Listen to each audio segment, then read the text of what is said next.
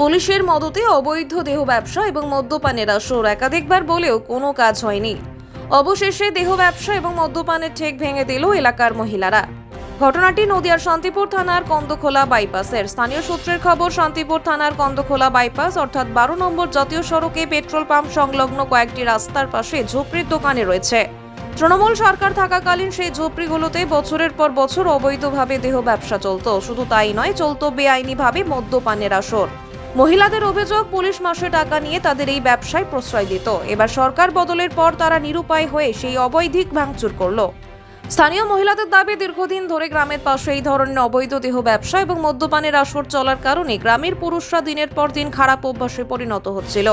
প্রতিদিন সেখানে গিয়ে মদ্যপান করত এবং অবৈধ কাজে জড়িয়ে পড়ত। এর আগেও একাধিকবার প্রশাসনকে বলেও কোনো কাজ হয়নি। এবার গ্রামের পুরুষ এবং বিশেষত মহিলারা নিজেরাই উদ্যোগ নিয়ে সেই অবৈধ ঠেক ভাঙচুর করলো।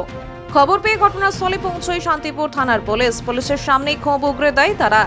তাদের দাবি, প্রশাসন টাকা নিয়ে এই ব্যবসা করতে দিত, এই কারণেই আমরা নিরুপায় হয়ে আজ ভেঙে দিলাম এই অবৈধ দেহ ব্যবসা এবং মদ্যপানের ঠেক।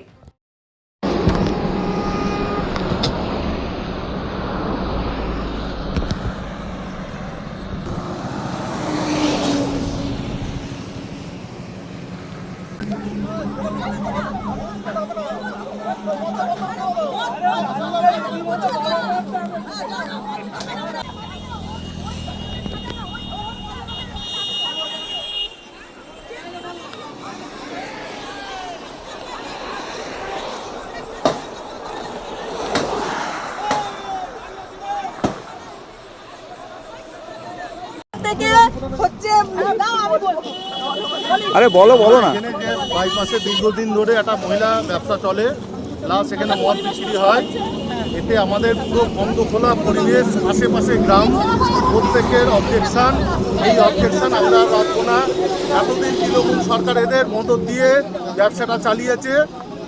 আমরা এখন সরকার আমরা এইসব ইয়ে করবো না, বরদাস্ত করবো না, তাই আমরা সব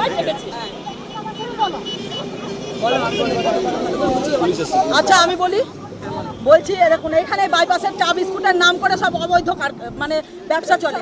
ওই ব্যবসা দেহ ব্যবসা চলে, নোংরামো। সেটা প্রশাসন এতদিন কোনো গুরুত্ব নেয়নি।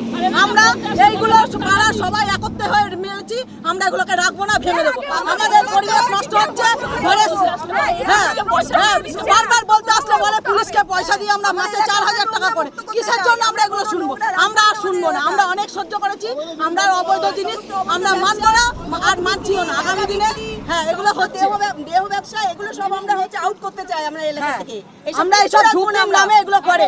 আর প্রশাসন আমাদের সামনে আছেন, আমি বলে দিলাম 7টার পরে এইসব দোকান আমরা খুলতে দেব না। এটা আমাদের মানে প্রতিবেশী তরফ থেকে আমরা বলে রাখলাম। আমরা 7টার পরে এই দোকানগুলো যদি খোলে আমরা প্রশাসনের দায়ভার করব। এর জন্য প্রশাসন দায়ী, আমরা বলে দিলাম। আমাদের এলাকার এই যে মদ খেয়ে চলে যায় একটা লোক, যদি অ্যাক্সিডেন্ট করে তার ফ্যামিলির পরিবারটা কে দায় নেবে? প্রশাসন নেবে না, তার মদের দোকানদার নেবে। কোনটা নেবে? কিসের জন্য আমরা এগুলো সহ্য করি?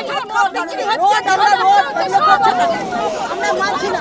এখানে প্রত্যেকটা মানুষ এসে কি করছে, সাজা গুজা ফেস মানে অন্যরকম কাটিং করে এখানে বিছানা পেতে অন্যরকম অবৈধ ব্যবসা করছে। আমরা এটা মানবো না।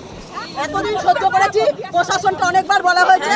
আর আমরা যত এনাদেরকে বলি, ওনারা বলছে আমরা মদ বিক্রি করি, প্রশাসনকে 4000 টাকা করে দিই। 4000 টাকার বিনিময়ে আমরা আমাদের ঘর, স্বামী, ছেলে নষ্ট করতে পারবো না। তোমাদের অভাবের জন্য ঝামেলা করে, তখন আমাদের মারধর করে, আমাদের স্বামীরা মাল খেয়ে এসে, জানো? বন্ধ করতে হবে।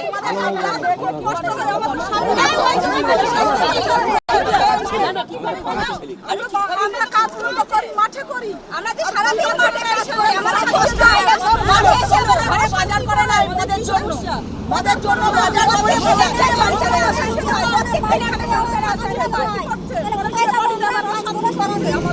যত নোংরা অশান্তিতে বাস করি, তাহলে প্রত্যেকদিন খেয়ে যায় আর অশান্তি বাড়িতে করবে।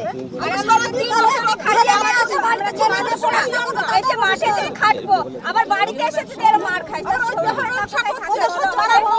আবার এইদিকে ব্যবসারও টাকা দিয়ে যায়, আর পরে কি দিয়ে